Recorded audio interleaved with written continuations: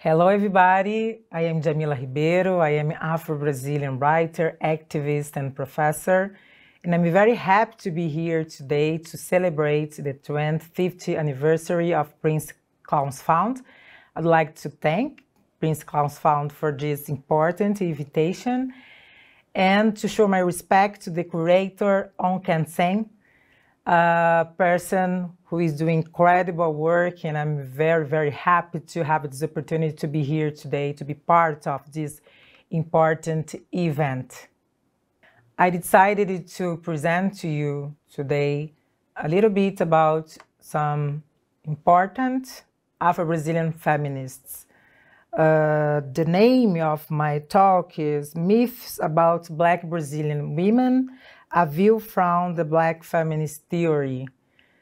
I think it's very important to present to you Lélia González, Sueli Carneiro, women who were thinking about intersectionality, transnational struggle since the 80s, but that are not posed in the international debate because these women were thinking in Brazilian Portuguese.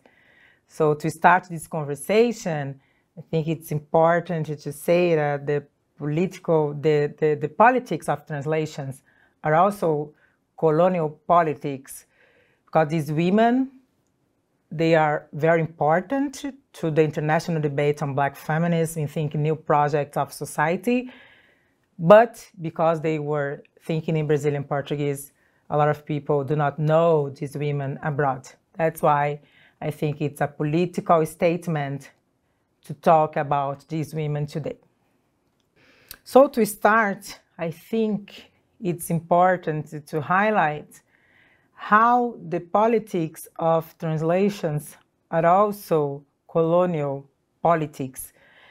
Because Lélia González, for example, she was arguing about intersectionality in the 80s. Of course, it's important to honor and to value the thought of Black feminists in the United States. It's not a matter of competition, of course not, but I think it's important to present how these women, because they are located, these women like Lélia González, Luisa Bairro, Sueli Carneiro, that I'm going to present to you today, as these women are located in the Global South, it's more difficult to know about their work. So I decided to name my presentation today as Myths Around Black Brazilian Women. Why I decided to name this way?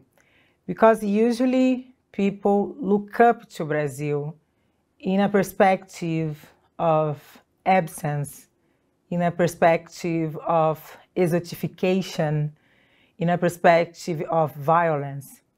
And I think it's very important to look up to Brazil in the perspective of struggle, resistance, potential of the Brazilian people. I think it's important to refuse the idea that puts Brazil only in the perspective of bad things or exotic things, or people who do not fight, or people that are very conformist. So that's why I decided to present a view from Afro-Brazilian feminism. So now I will quote Lélia González. The risk we run here is all that's implied in the act of speaking. We have been spoken about, infantilized. An infant is someone who cannot speak.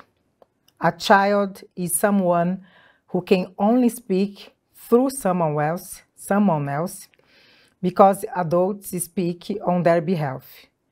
Precisely because of this infantilization, we are taking back our own speech in this work. That is, what has been assumed to be garbage is talking back and it's about time. I think this quote of Lélia González emphasizes the need of speaking through the perspective of Black people to present a new possibility of existence, to confront this idea, this colonial idea of oppression. So we begin with the words of Lélia González, one of the greatest thinkers of Brazilian Black feminism. She was professor in the Department of Sociology at the Pontifical Catholic University of Rio de Janeiro. González, as we shall see, is the author of founding texts on concepts and perspectives of international feminist thought, and opened the way for many of us in Brazil to continue in the fight for our existence, knowledge, and new possibilities. Lélia González also said, our legacy is not only about pain, suffering, our legacy is also about struggle and resistance. So it's important to present this legacy because our history didn't start with colonization. It's important to present our history beyond the colonial think, beyond the oppression, because it's a way to become subject, to confront this role of object that was imposed to us as Black people, as people who were colonized. The myth of universal woman. Yes, there are a lot of important books and reflections on that in the United States and Europe, but I would like also to present what these women were thinking in Brazil about this myth of the universal woman.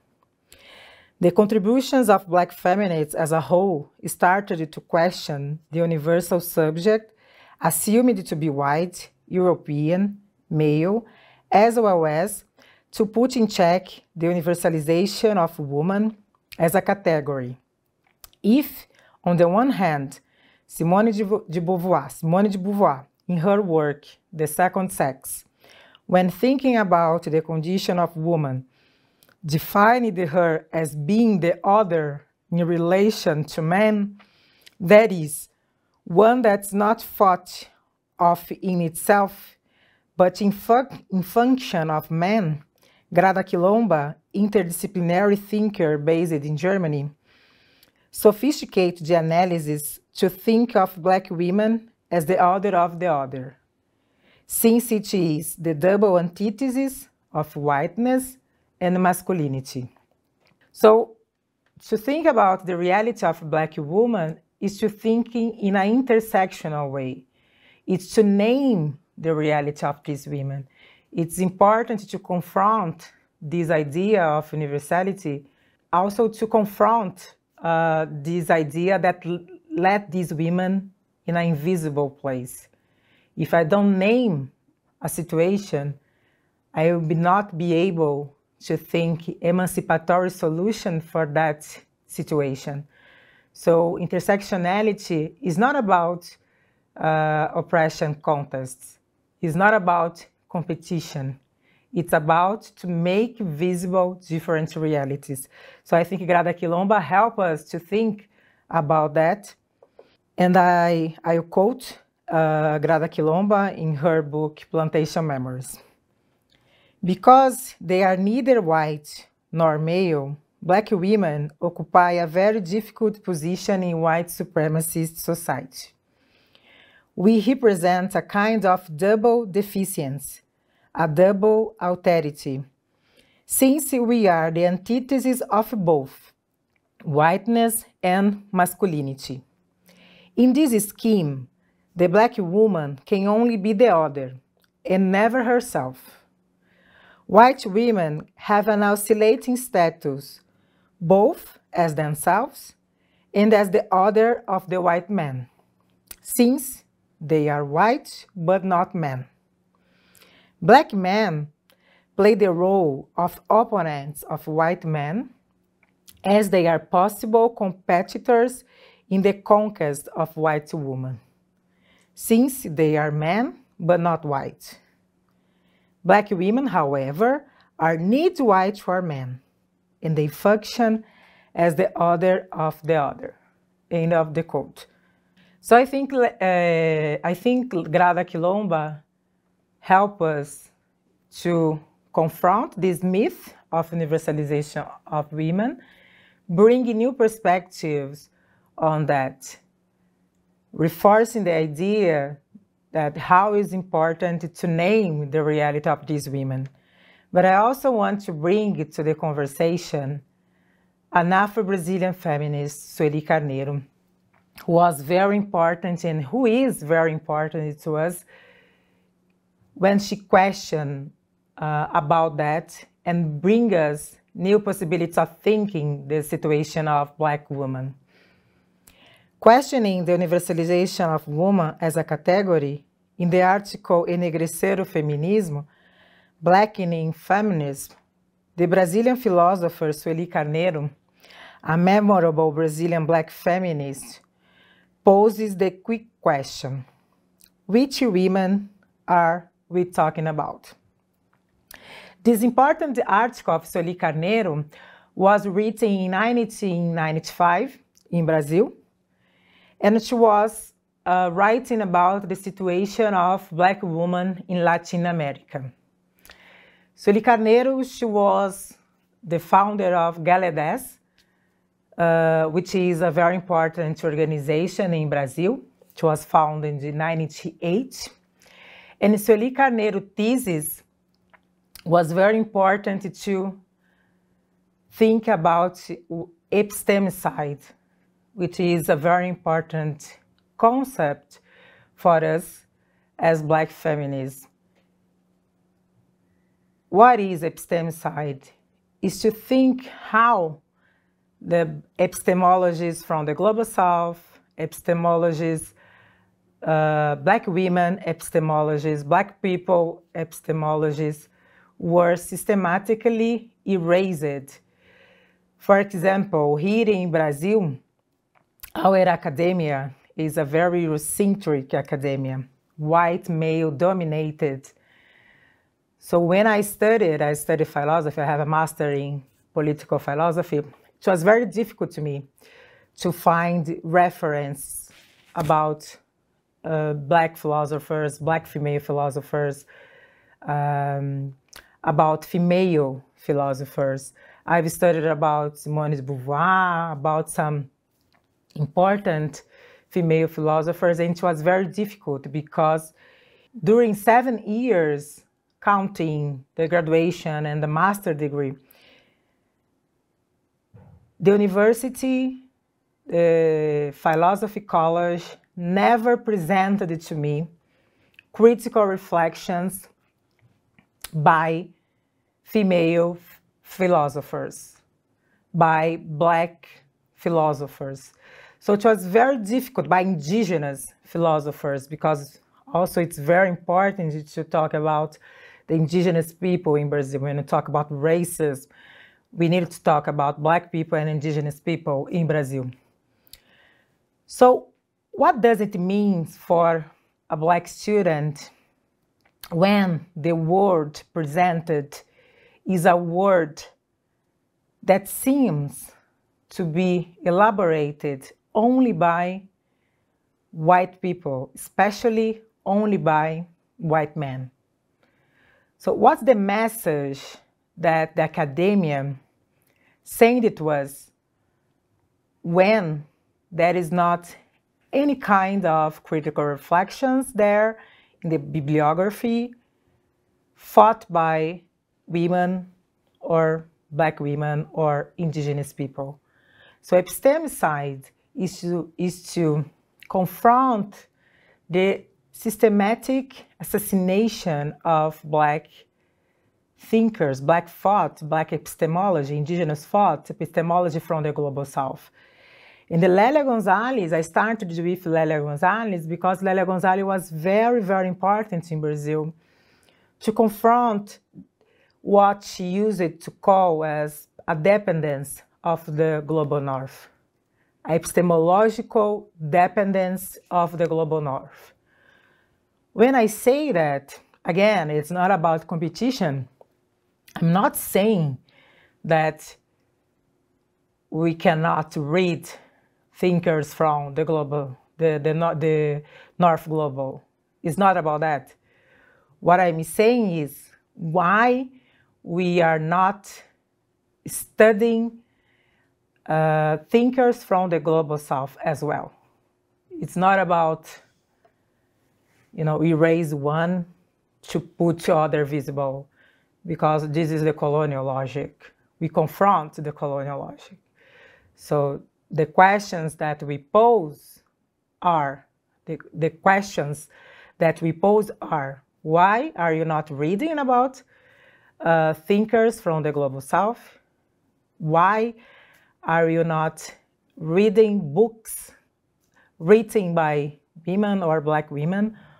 Or why are you not considering this critical reflection in the international debate? It's about that. And Sueli Carneiro was very important in her thesis to point out how epistemicide is also a violence. It's a violation of human rights because it denies a word fought by Black people, indigenous people, by Black women. And what are the consequences of that in a psychological way, the psychological damage that the epistemicide can cause on Black people. So I quote Sueli Carneiro. When we speak of the myth of female fragility, which historically justified the paternalistic protection of men over women, which women are you talking about? We Black women are part of a contingent of women, probably in the majority, who have never recognized this myth in themselves, because we have never been treated as fragile. We are part of a contingent of women who worked for centuries as slaves in the fields or on the streets, as salespeople, grocers, prostitutes. Women who didn't understand anything when feminists said that women should win the streets and work. We are part of a contingent of women with object identities, yesterday at the service of fragile ladies and perverted sugarcane mill masters. This new feminist and anti-racist look, by integrating in itself both the struggle tradition of Black movement and the tradition of struggle of the women's movement, affirms this new political identity arising from the specific condition of being a Black woman. So I think this quote is very important to highlight how it's necessary to think in an intersectional way, how it's necessary to name the reality, even to think about public policy, because if I don't name a reality, I cannot think a public policy to benefit the determined group. So in Brazil, Black people are the majority of the population. Brazil was the last country in America to end slavery. In Brazil, 56% of the population are Black. So if you don't think in an intersectional way, we are again legitimating this idea of universality, but this universality is based on white people reality. Or when you think about women, the reality is based on white women reality. So in Brazil, there is a very important law, Maria da Penha. It is a law that criminalized domestic violence in Brazil. Of course, I'm not denying the importance of this law. But when this law completed 10 years in 2015, important research was released, the map of violence. And what this research taught us. So they presented, based on this research, that in 10 years of Maria da Penha law, raised in 55% the assassination of black women. So this is a very, this is a number that frightens us, 55%. There was a raise of 55% on assassination of black women in Brazil during 10 years of the Maria da Penha law. And in the other hand, it was a decrease of assassination of white women in 10%, which is great for sure. But on the other hand, it's very frightening that, black women had, black women continued to be murdered without any kind of public policy. So what can you tell about that? It's not easy to say to a black woman, just go to a police station and report the violence. Most of the black women in Brazil live in poor neighborhoods, live in slums. So the relation that these women have with the police is not a relation, that make these women feel safe. Why is that? In Brazil, in every 23 minutes, a young black man is killed, victim of police violence. So the relation that these women have with the police is a different reality than white women can have. Another thing that you can point out, most of the reference centers that provide any kind of assistance for women victims of domestic violence are located in downtown. Most of these women live in poor neighborhoods. Many times these women cannot have money to go there, don't have money to pay for a bus, they don't have car, most of them. So it's important also to think about the decentralization of the reference centers who provide assistance to these women. So if you do not name the reality of black women, we are continuing to have this kind of things, this kind of data, we are continuing to keep these women in a violent situation. So if you don't name a reality, it's impossible to think emancipatory solutions for that reality. So you need to bring the reality of black women to the table to be able to think public policy to benefit these women. That's why intersectionality is so important, because it's not only about a theoretical concept, it's also about a very important tool to think public policy. Now, going to the second part of my talk, I'd like to think about the imposition of silence. I told about Sueli Carneiro thesis on epistemicide.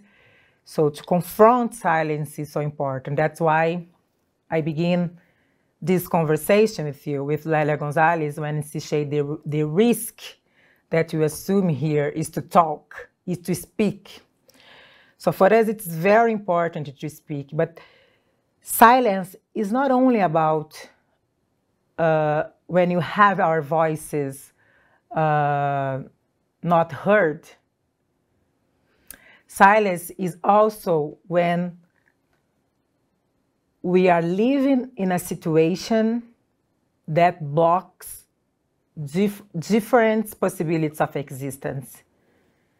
Silence is when, in this colonial logic, they put us in this place of other, denying our humanity. So to speak, the act of speaking, it's not only about saying words, it's also a way to create new possibilities of existence.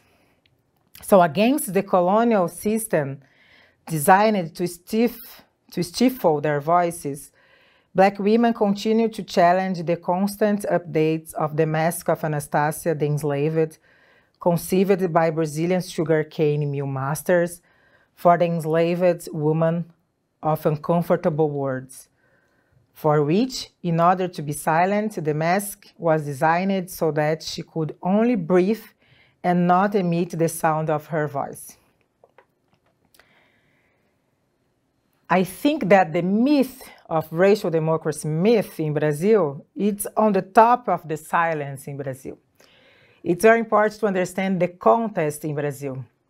So Brazil was the last country in America to end slavery. After the slavery, what you call the industrialization process, the European immigrants were encouraged to come to Brazil to fill the jobs, to occupy these jobs. And the Afro-Brazilian people who were working here as slaves for almost 4 centuries, they didn't create any kind of public policies or reparation policies for Black people. On the other hand, what the Brazilian state did, created this idea of racial paradise. That in Brazil, we are all mixed, that we live together, that's no racism. Racism is only in South Africa or United States, that here everybody is, everybody live happily and together. So on the top of the silence, Brazil, the country of soccer and samba, that is this image that image that was sold, the image that usually people have from Brazil, exported the image in which white and Black people coexist in a harmonious way, drinking beer around the table and playing the cavaquinho, while the mulatto woman danced samba happily. This romanticization of race relations in Brazil, discussed in the work Casagrande Senzala, The Masters and the Slaves, by the Brazilian sociologist Gilberto Freire, was called Myth of the Racial Democracy. So this idea of racial paradise. So if Gilberto Freire raised this idea in his book of racial democracy, Kabengele Munanga, a very important intellectual in Brazil, he is from Congo, but he's a professor in Brazil. Munanga was very important to confront this idea. The Black movement in Brazil historically was very important to confront this idea because it's very sophisticated when here in Brazil people used to say there is no racism, because why are you going to think tools to face racism if racism do not exist? So why is that? So this idea was very important to keep this cycle of exclusion of Black people by denying racism. And usually this is the idea that people who live abroad have from Brazil. So, em As Ambiguidades do Racismo Brasileira, The Ambiguities of Brazilian Races, the great intellectual Kabengele Munanga summarizes the power of the myth. Like all myths, it works as a belief, a true reality, an order, hence the difficulty in getting any Brazilian to confess to racism. And I quote Munanga. The myth proclaimed in Brazil a racial paradise where relations between white and Black people, white people and indigenous people, etc., are harmonious, that is, without prejudice and without discrimination, except for socioeconomic order, which affects all Brazilians, and it's not based on skin color. In order to consolidate and become increasingly stronger, the myth manipulates some facts evidenced in the reality of Brazilian society, such as miscegenation, mythical personalities, and symbols of Black cultural resistance in the country.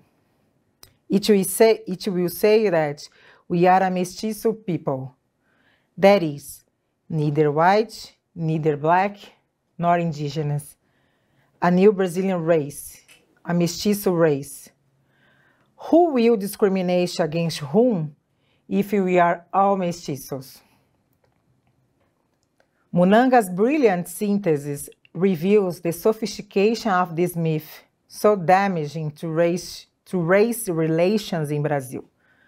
González, from a Black feminist perspective on this myth, states in Racismo e Sexismo na Cultura Brasileira, Racism and Sexism in Brazilian Culture, and I quote, "Like every myth, that of racial democracy hides something beyond what it shows. In a first approximation, we find that it exercises its symbolic violence in a special way on Black women. For the other side of carnival, deification takes place in this woman's daily life at the moment when she becomes a maid. That is, where the guilty engendered by his deification is exercised with strong charges of aggression.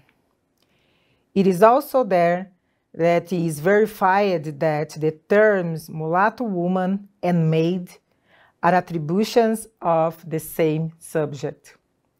So what Lélia González is saying is very important, because this woman who is being celebrated during the carnival, in the other day when the carnival ends, returns to be a maid. So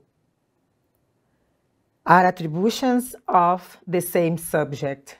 So these are the places that Brazilian society tries to confine Black women.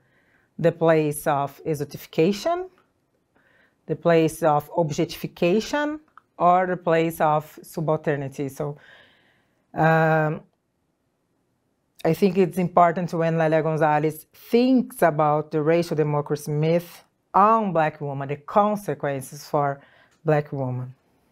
The myth of the Black mother, I think it's important also to talk about this myth based on Lélia González's work.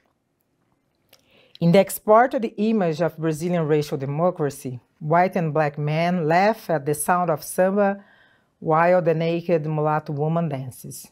If on the one hand, the mulatto woman is confined to the place of hypersexualization, on the other hand, there is no room for the Black woman who is a maid, even in the image sold abroad. However, despite having their lives silenced, these women are many. So again, the legacy of resistance. According to researcher Juliana Teixeira from the Federal University of Espírito Santo, in her book Trabalho Doméstico, Domestic Work, there are currently more than 4.35 million predominantly Black women working as maids in Brazil. A small number due to the pandemic that left 1.8 million unemployed, women who are the breadwinners. For these women, uninvited to the Democratic Party, another place for the construction of racism is reserved, the place of the Black mother. And I quote Juliana Teixeira. Black mothers were the expression of the docility expected from enslaved Black people, because she didn't represent the racist stereotype of the immoral slaves, the slave with the curvaceous body was not idealized for sexual servitude and therefore was not constituted as a threat to the noble ladies, nor did she represent the stereotype of demonic slaves who were quilombolas, Afro-Brazilian residents of Quilombo settlements, and fugitives. They are strongly in the childhood memories and nostalgias of Brazilian writers in the 30s to 60s, such as Carlos Drummond de Andrade, José Lins do Rego, and José Américo de Almeida. End of the quote. So there is this romantic idea on Black mother, the woman who feeds all the family, the woman who provides loves for the family. Usually she's represented as fat women. Usually she's represented as very sweet women. So this image in Brazil is very strong until today. And this image of a Black mother as a woman who was born to serve. On the other hand, Lélia González brings to us a very revolutionary reflection on Black mother. Because for Lélia González, the Black mother is not this image of docility. It's not this image that, this image that does not means danger for the system. For Lélia González, the Black mother is the mother of Brazilian culture. Regarding the Black mother, González says that she, in fact, was the mother of Brazilian culture, as she was the one who breastfed, bathed, cared for, put to sleep, and told stories, while white women served, oddly enough, just for giving birth to the children of the masters. Because they were the mothers, they taught the language of culture, Portuguese, a language still spoken today that is decisive influence of Black and Indigenous culture in the colonial language, constituting a language of its own spoken throughout the country. And I quote Lélia González. It's funny how they, elitist white society, make fun of us when you say Flamengo. Flamengo is the name of a very popular soccer team in Brazil. We write with a L instead of R. So again, it's funny how they, elitist white society, make fun of us when we say Flamengo. They call us ignorant, saying that you can't speak correctly. And suddenly, they are unaware that the presence of this R in place of L is nothing more than the linguistic mark of an African language, in which L does not exist. After all, who is ignorant? At the same time, they find so-called Brazilian speech so cool, a kind of speech which drops the final R's of verbal infinitives, which abbreviates você into se, está into tá, and so on. They are not even aware they are speaking Portuguese. So that's why I started with Lélia González, because she is putting the Black people contributions, the Black women contributions in a very important level for the constructions of Brazilian society. Portuguese is the language, it's a spoken language, the language that carries African and indigenous heritage, the language that confronts the language that was imposed to us. We were colonized by Portuguese people, but we speak in Brazil a Brazilian Portuguese, not the same Portuguese that in Portugal, for example. So what Lélia González is saying is that, yes, there is a history of repression, but also that there is a history of resistance. And this history is so powerful that we are able also to influence our language, the way we speak. And the Black mother is not, you know, a not intelligent person. She's not the symbol of docility. This woman actually is the mother of Brazilian culture, because she's teaching the kids how to speak, and she's teaching Portuguese, even when these people don't know that they are talking Portuguese. So with Lélia González, I started with Lélia González. I will finish my lecture with her words. Emphasize how much this Brazilian thinker anticipated many debates in Black feminism, while not being a mandatory bibliography in studies on the subject due to Brazil's geopolitical position in the south of the world.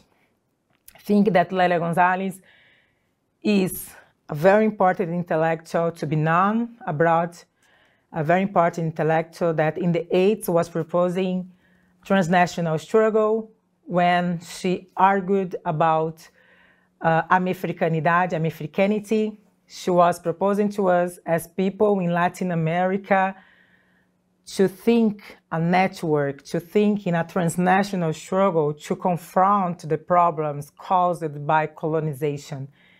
So I'm saying that, yes, it's important to learn from different countries. It's important to learn from the global north.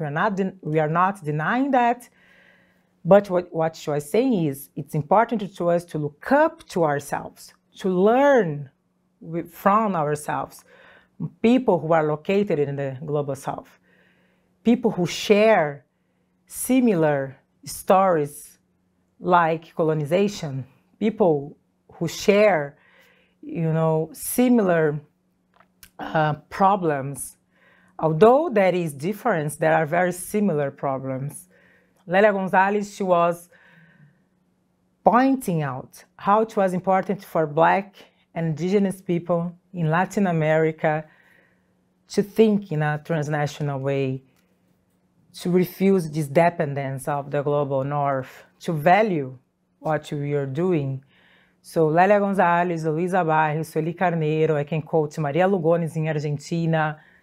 Many important figures in Latin America were very important to put this critical reflection in a position, you know, in the international debate, to be able to build a new world, to be able to build a new view on these people, to be able to become subject, to speak, to confront this idea of colonization, to confront this idea of putting these people only in these places of identification or this place of objects. So for Lélia González, it was important to become subject. So that's why I think she is a very important thinker, and that was, I think she was very important to confront this myth on Black people, especially this myth on Black women. Thank you so much. I hope you enjoyed this conversation. And again, it's important to translate the work of Afro-Brazilian feminists.